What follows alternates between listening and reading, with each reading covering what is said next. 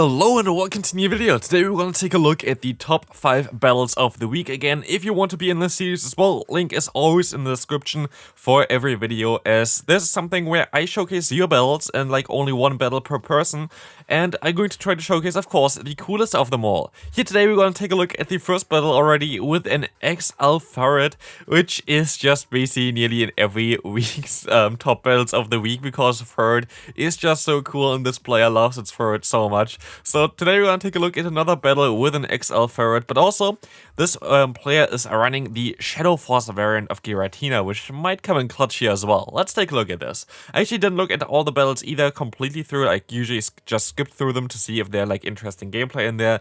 And here, this one I actually didn't really touch at all, because already I got some spoilers in the notification for this video that Ferret and of course Shadow Force Giratina is gonna do a great job here right now. We're gonna see already that the moveset is very unique. You're still running Ancient Power as well in this Pokemon style like Dragon Claw, giving it definitely a little bit of an interesting touch here. As we see here right now, the Shadow Force is coming through, gonna do a ton of damage against this Clefable, just swooping through the opponent, as we will now see the Media Mesh coming through, which doesn't even knock you out, and you can let this move go through as well maybe, and hopefully we're going to see a sweep of Ferret now. Let's see. Ferret having access now to Dig, which got buffed, is also very cool, as before your usual moveset would be Hyper Beam plus Brick Break, but Dig got buffed, which is really nice for it. Actually got 2 buffs already with also the Quick Attack, and we're actually going to see right now that Dig is going to come in clutch here for sure. We're going to see an Empoleon against you, and you can actually two-shot it with Dig Ferret. What the hell is happening right now?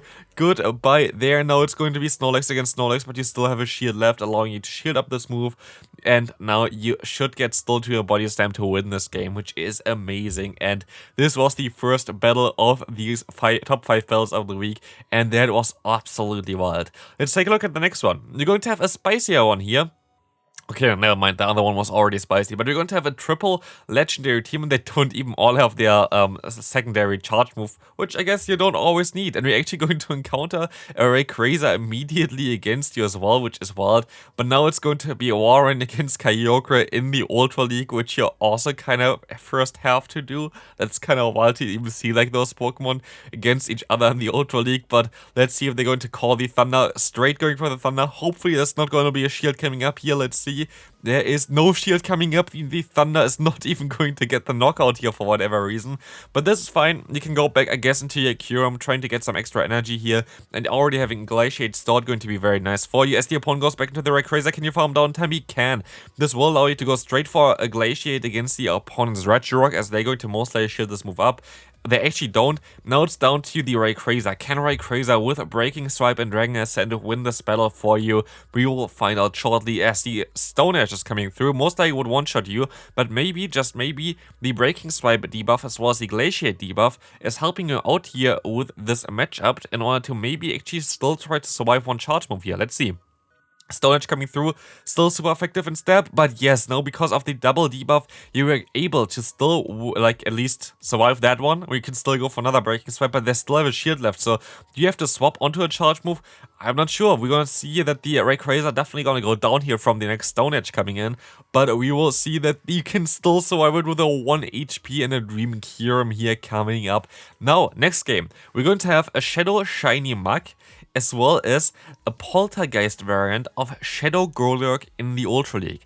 Like, I built nearly every Pokemon for the Go Battle League so far, but a Golurk for the Ultra League is something that I don't have, especially not a Shadow variant, and especially not with Poltergeist. And as I can tell you already, this is gonna be insane today. We're gonna see right now the Ampharos coming through, gonna be able to go for a Brutal Swing, but you still survive with 1 HP onto your Jellicent, getting some more damage onto them, and now it's showtime for Golurk. Golurk's damage is insane, like the fast move damage of this Pokemon, absolutely mad, as we now see the full farm against the Ampharos before they can even get to another charge move, and he got some energy, but not enough energy to get to a Poltergeist yet.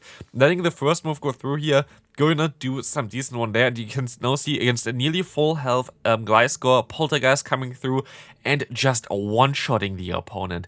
This did around like 130% damage, which is absolutely madness. And now it's down to the Poliwrath against the Muk here right now, which is going to have super effective Thunder Punch. So I'm not too worried about this matchup right now, as you can go ahead, go for the Thunder Punch spam, which is gonna do some decent damage. You're going to shit up this move for sure. And even if you're going to die against the opponent's Poliwrath here, you still would be able to maybe farm down with the Golurk in the back. But let's see, yeah, I think already the Muk is all it takes to knock out the opponent.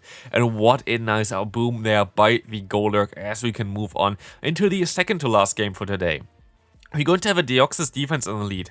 This is a fairly neutral lead for you, but you see already in the back, there is a new Pokemon, and maybe actually has a new move, I don't know. Like, it's Incinerar lurking in the back, which you rarely really see, but I actually kind of like. I should definitely try this Pokemon out again someday in a video. I think it's just a cool Pokemon. Like, if you ever played, like, VGC, which is, like, the virtual console game, of course, for Pokemon Go, for Pokemon, this Pokemon is basically really everywhere in, like, competitive, usually, as long as it's allowed. So, it would be cool if it's someday going to be very good in Pokemon Go as well. And yes, it's running Blaze Kick, which is very interesting, and I definitely kind of want to make a video about this Pokemon eventually as well.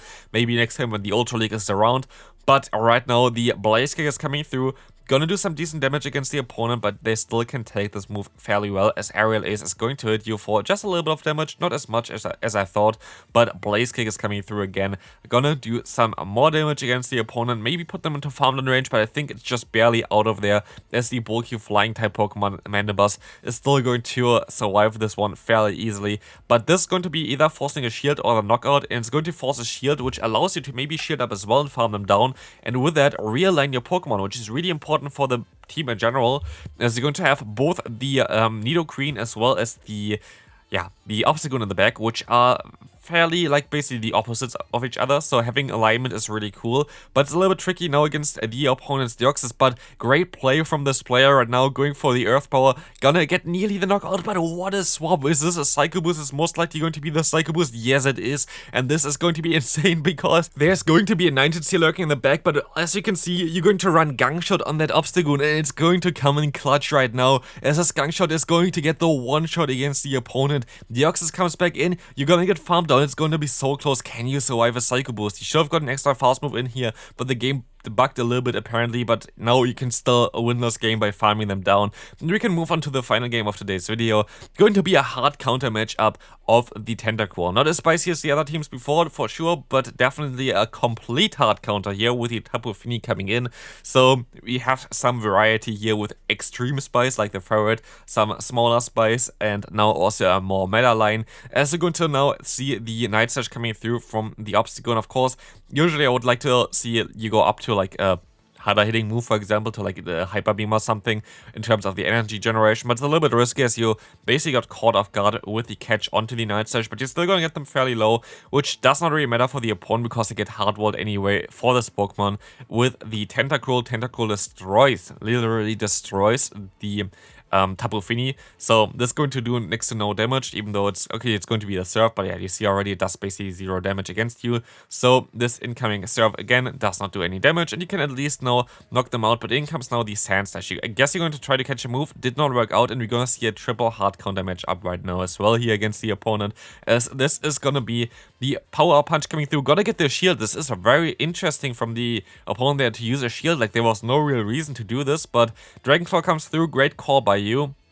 And I guess your play is to try to get the shields from the opponent, and you gotta get another one from the Charizard. That's absolutely madness. Now you can actually shield this move up, try to go for a charge move, maybe farm them down then later on. It's going to be a CMP tie.